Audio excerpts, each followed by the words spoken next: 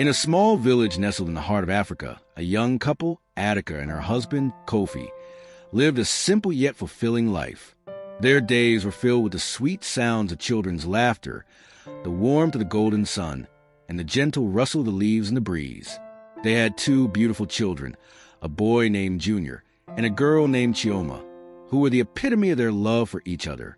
Their love seemed to grow stronger with each passing day, and their bond appeared unbreakable. Or so it seemed. One fateful day, as the sun began to set, casting a warm orange glow over the village, Attica confronted Kofi about their humble circumstances. Her voice was laced with a hint of discontent, and her eyes sparkled with fire that Kofi had never seen before. Kofi, taken aback by her words, replied, "But my dear, I thought we were content with our simple life. We provide for our children's education, food, and all their needs. We have a roof over our heads, and we are surrounded by loving family and friends. What more could we want?" He looked at her with genuine confusion, his eyes searching for answers. But Attica's ambition had grown, and she yearned for more. She had begun to feel suffocated by the limitations of their village life. She dreamed of a life beyond the confines of their small community, a life filled with luxury, wealth, and status. She wanted to experience the world beyond their village, to see the cities, to meet new people, and to live a life that was not bound by the restrictions of the traditional way of life. And she wanted it all now. "I want to live in the city," Attica said, her eyes sparkling with a mix of excitement and determination. "For how long will we live in this village? All my friends have moved on to bigger and better things. They're living happily with their families in the city, and I want that for us too." She paused, her gaze drifting off into the distance as she imagined the life she wanted. "I want to wake up every morning to the sound of cars honking and people bustling about. I want to walk down the street and feel the energy of the city pulsing through my veins. I want to shop at the markets and try all the new foods and drinks. I want to attend concerts and festivals and experience all the wonders that the city has to offer." Kofi let out a deep sigh, his expression a mixture of concern and resignation. "Their husbands have good-paying jobs, Attica. City life is not as easy as you think. In fact, it's even harder than life in the village. The cost of living is high, and the competition for jobs is fierce. But if that's what you truly want, I'll sell one of our cows and we'll make the move." He looked at her, his eyes searching for any sign of doubt or uncertainty. But Attica's face was set, her jaw clenched in determination. Attica's face lit up with joy as she jumped up and wrapped her arms around Kofi's neck. "Thank you, my husband. I knew you'd do this for me. I love you," she exclaimed, her voice filled with emotion. She held him tightly, her body trembling with excitement. Kofi smiled weakly, his heart heavy with the knowledge of the challenges that lay ahead. He knew that the city would be a harsh and unforgiving place, where schools were expensive and rent was steep. He knew that they would have to work hard to make ends meet, and that there would be times when they would have to go without. But he also knew that he couldn't afford to lose Attica. He feared that if he didn't give in to her desires, she might leave him, and the thought of living without her was unbearable. As they held each other, Kofi couldn't help but think about the life they were leaving behind. He thought about the village, where everyone knew and loved them. He thought about the familiarity of the land, the comfort of their small hut, and the simplicity of their rural life. He thought about the friends they would leave behind, and the family they would miss. But most of all, he thought about Attica and the dreams she had for their future. He knew that he had to support her, no matter what the cost. After selling their cow, they finally set off the city, filled with a mix of excitement and trepidation. As they arrived, they were struck by the sheer size and noise of the urban jungle. The sounds, the smells, the sights, everything was so different from the peaceful village they had left behind. After searching for what felt like an eternity, they finally found a small house that they could afford. It was cramped and uncomfortable for a family of 4, with barely enough space for children to play, but it was a roof over their heads, and they were grateful for that. Attica, however, was undeterred by the humble surroundings. She was thrilled to be in the city, and her eyes sparkled with excitement as she explored every nook and cranny of their new home. Kofi, on the other hand, was quietly consumed by worry. As he watched Attica flit about the house, he couldn't help but think to himself, is she even thinking about what's next? We don't have jobs, and the children need to be fed and sent to school. How are we going to make ends meet? He felt a knot of anxiety in his stomach as he contemplated the uncertain future ahead of them. But he didn't want to dampen Attica's spirits, so he kept the concerns to himself, watching her with a mixture of admiration and trepidation. Days turned into weeks, and Kofi's job search proved to be a daunting task. Without any qualifications, he was constantly rejected by potential employers, leaving him feeling frustrated and defeated. Despite his best efforts, he couldn't seem to catch a break. He applied to every job opening he could find, from manual labor to domestic work, but no one seemed to want to give him a chance.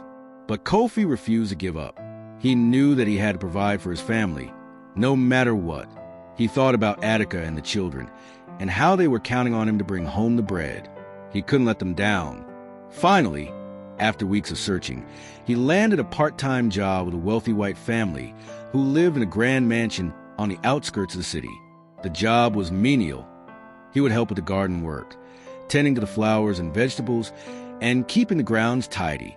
The pay was minimal, barely enough to cover the rent and school fees of children.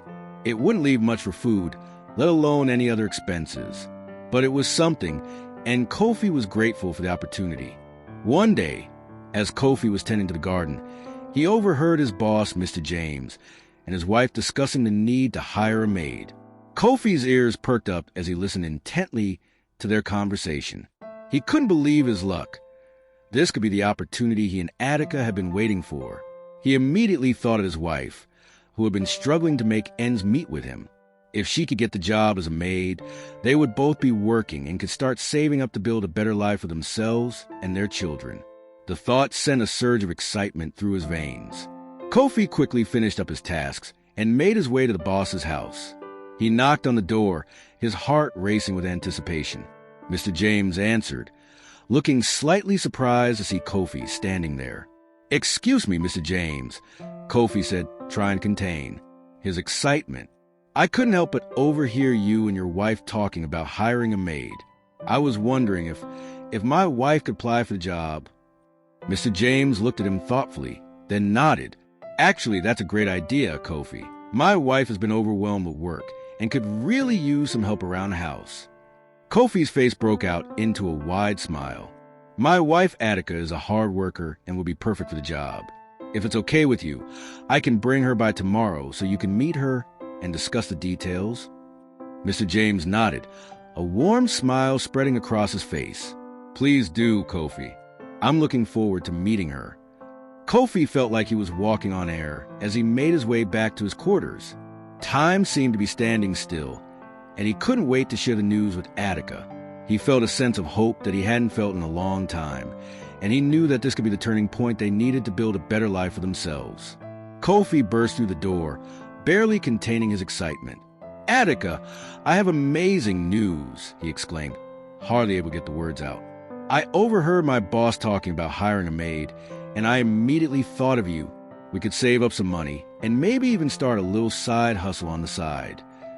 Attica's face lit up with a warm smile. "Of course we'll go together, my love.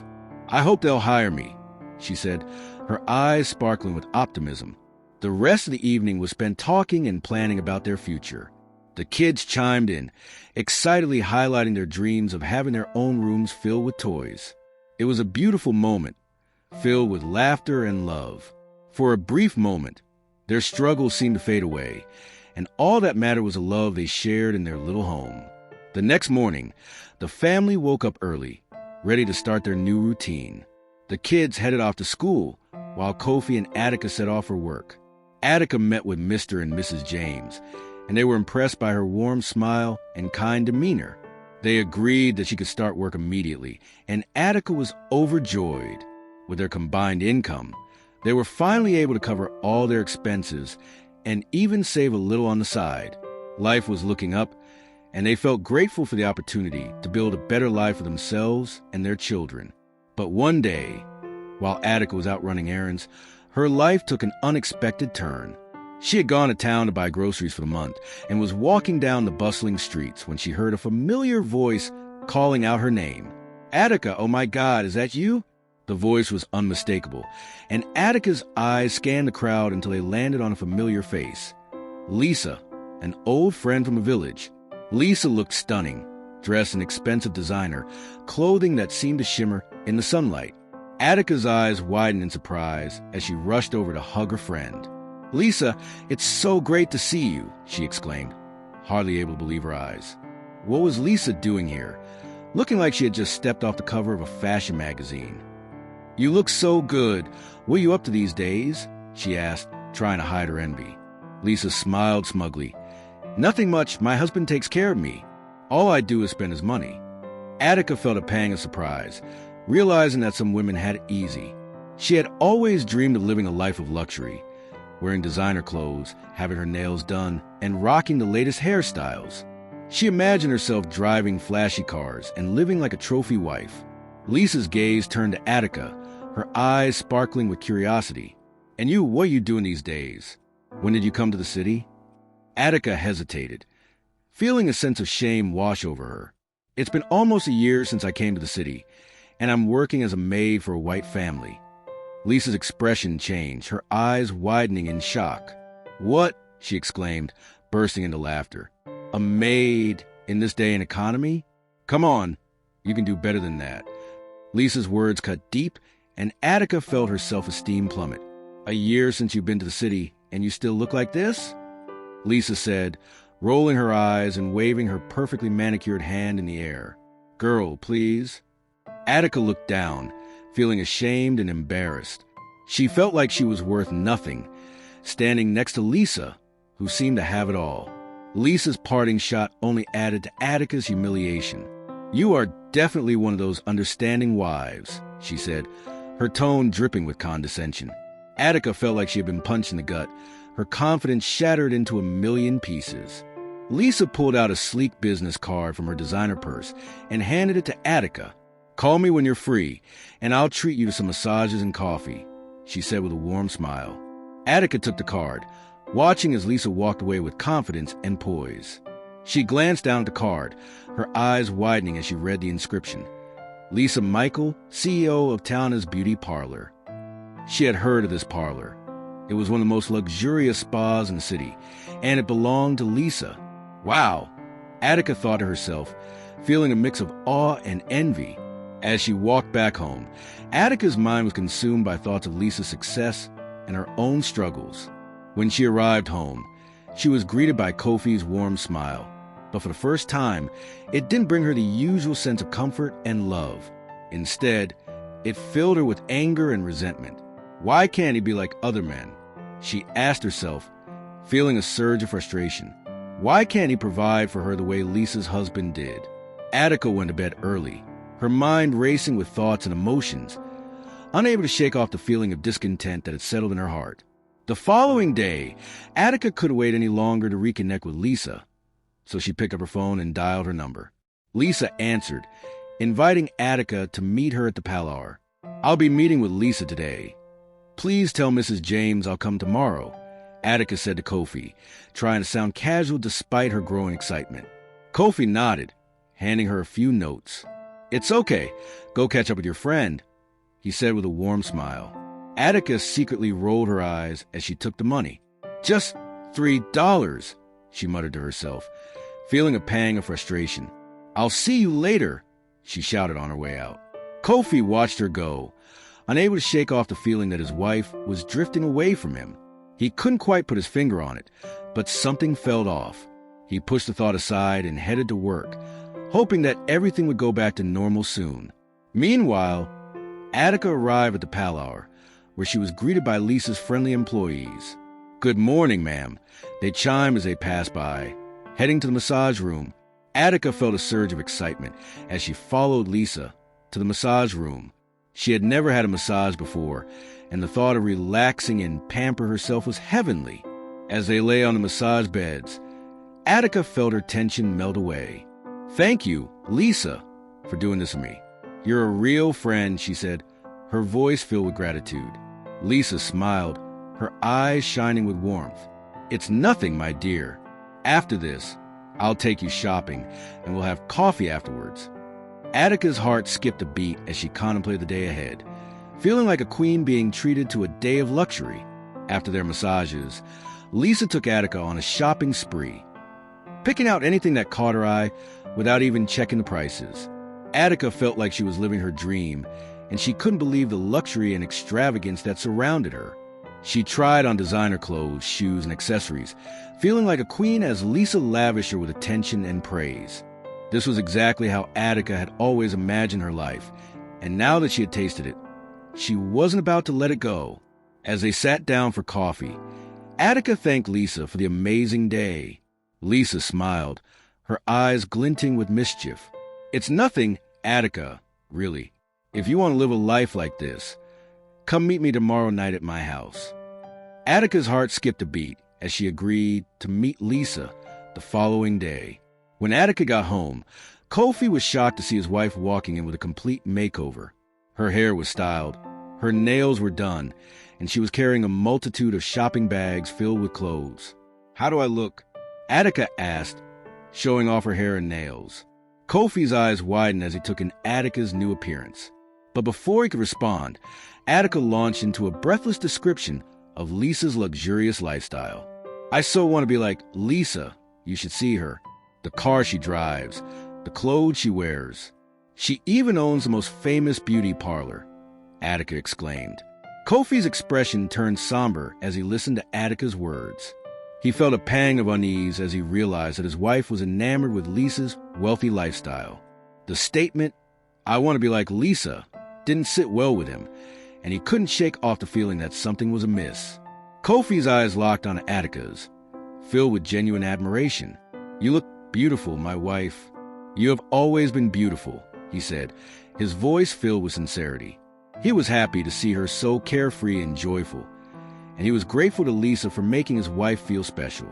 However, he couldn't help but feel a pang of concern. "I promise you that one day I'll be able to spoil you like this and give you anything you want," he said, his voice filled with determination. "But remember, not everything is as it seems. The city can change people. I'm not saying anything bad about Lisa, but just be careful, okay?" Attica's expression changed, her eyes flashing with anger. She stood up, her hands on her hips, and glared at Kofi. "This poor man's mentality has gotten to you, hasn't it?" She spat, her voice venomous. "Can't you just be happy for me without raising silly suspicions? I never knew you'd be this jealous of your own wife." Her words cut deep, and Kofi felt a stinging sensation in his heart. For a moment, Kofi was speechless, his eyes wide with shock. He had never seen Attica like this before. Ever since they got married, she had never spoken to him in such a manner, let alone insulted him because of his poor background. He felt a lump form in his throat, and a single tear rolled down his cheek as he turned and went to bed, his heart heavy with sorrow. The next morning, Attica woke up feeling refreshed and ready to take on the day. She slipped out of the house and sat outside, scrolling through her phone. She was determined to learn more about social media apps like TikTok and Instagram, and maybe even create her own accounts. After all, she was a city girl now, and she wanted to stay connected and up to date. Kofi woke up expecting to find breakfast ready, as was their usual weekend routine. But the kitchen was empty, and the kids were still fast asleep. He decided to let them sleep, and went outside to look for Attica. "Good morning, my love," he said, wrapping his arms around her in a warm hug. Attica murmured distracted morning in response, her eyes fixed on her phone screen. "Please go make something to eat. I'm feeling tired from yesterday," she said, barely glancing up at him. Kofi nodded and headed back inside to cook breakfast. He assumed Attica was tired from all the shopping she had done the day before. The kids woke up and he served them food. Attica walked in later, and they ate together in silence. As they finished their meal, Attica dropped a bombshell. "I'll be meeting with Lisa later. I don't know what time I'll be back," she said, her tone casual. Kofi's eyes narrowed in concern. "You were with her just yesterday.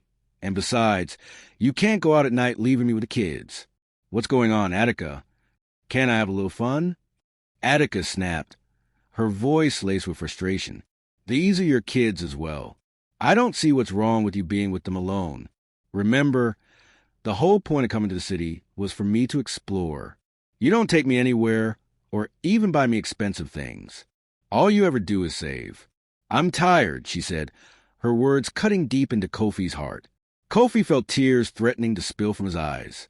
It was true that he couldn't provide all the luxuries Attica desired, but had been working hard to secure their future. He wished Attica could see the bigger picture, but it seemed like she was no longer content with their simple life. Attica stood up, preparing to leave for her meeting with Lisa. Kofi quietly took her phone and sent Lisa's number to his own phone. He quickly texted Lisa, begging her to cancel her plans with Attica and only hang out at night. But Lisa left him on read, ignoring his plea. Minutes later, Attica walked out of the house, wearing one of the outfits she had bought the other day. She looked stunning, and Kofi's heart ached with a mix of sadness and concern. "I'm leaving," she said, not waiting for a reply. She walked out the door, leaving Kofi feeling helpless and worried about what the future held for their family. Attica arrived at Lisa's mansion, and everything about it screamed wealth and opulence. The gateman escorted her in and left her by the door, waiting for Lisa. "Welcome, my friend," Lisa said, greeting Attica with a warm smile. "Please make yourself comfortable while I go call my husband. I'd love for you to meet him." Attica sat down, her eyes darting everywhere in the house. She couldn't believe the lavish decor and expensive artwork that adorned the walls. This is what money looks like, she thought to herself. Lisa walked in with her husband, Zubby, a tall, dark, and handsome man. Lisa introduced them to each other, and Attica found herself feeling drawn to Zubby's charming and free-spirited nature. They sipped on expensive wine, laughing and chatting like old friends. But as the night wore on, Attica began to feel a sense of unease. It wasn't until a few hours before midnight that Lisa called her to one of the bedrooms. "Are you ready to make money?" she asked, her voice low and mysterious. Attica hesitated, unsure of what to expect. "Yes," she replied finally, her heart racing with anticipation.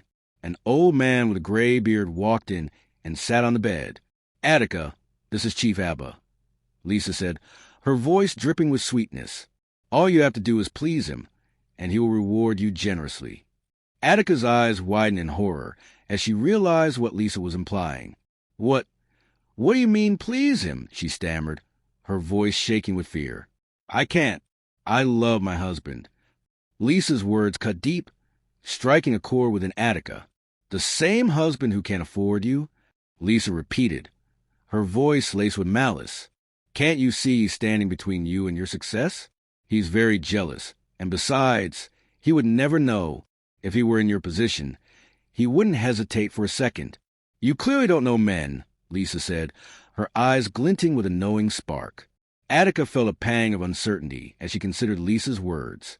There was some truth to them, she thought. Kofi's jealousy and possessiveness had been suffocating her lately, and as she glanced at the old man, she couldn't help but think that this would be an easy task. He looked frail and weak, and she doubted he would even be able to.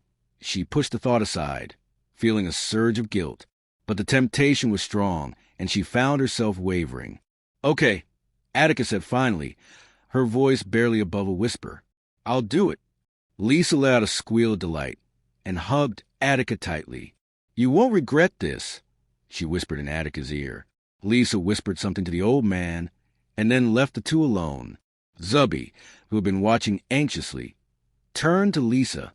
"Did she agree?" he asked, his voice laced with worry. "Yes, baby, we're about to get richer," Lisa said, her eyes shining with excitement. The two shared a triumphant hug. Chief Abba had issued an ultimatum. If Lisa and Zubby wanted to maintain their wealthy lifestyle, they needed to find him a new plaything. And now, thanks to Lisa's cunning, they had found a perfect candidate in Attica. After what felt like an eternity, the old man finally emerged from the room, heading towards his own quarters. Attica remained, frozen in shock, her mind reeling from the events that had just transpired.